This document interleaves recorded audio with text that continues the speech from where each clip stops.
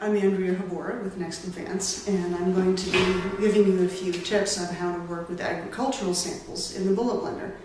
The samples I'll be talking about today are things like dried soybeans, corn, rice, sorghum, anything you might need for crop analysis. But a lot of the techniques that I'll be talking about will also work on things like insects or shells or tough leaves or other difficult samples. This is the Bullet Blender 5 Storm, which is a particularly good machine for this kind of work. It is very powerful and does a good job on grinding hard samples, and also the dimensions of the tube are particularly favorable for using heavy grinding media. In many cases, you can just take a hard sample like rice here, unprocessed, and just put it in your tube, add a bead, and it's ready to process.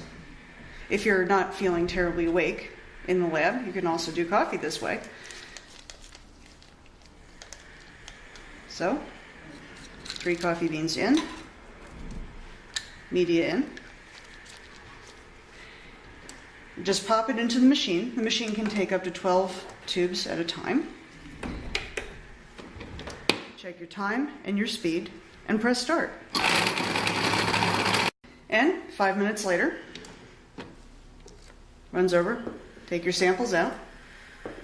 As you can see, they're very well homogenized.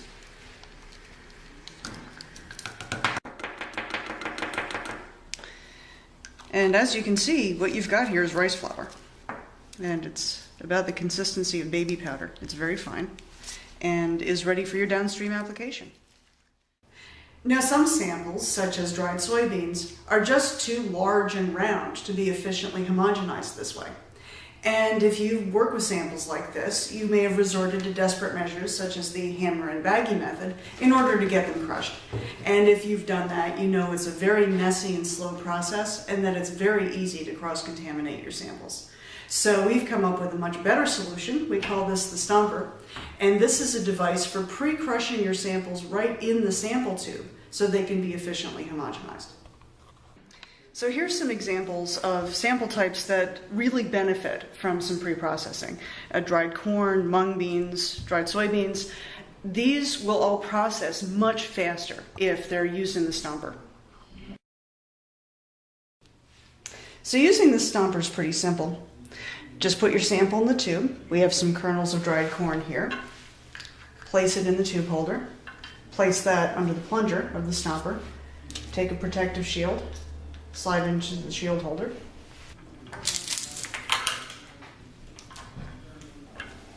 So you can see the shield has completely protected the sample.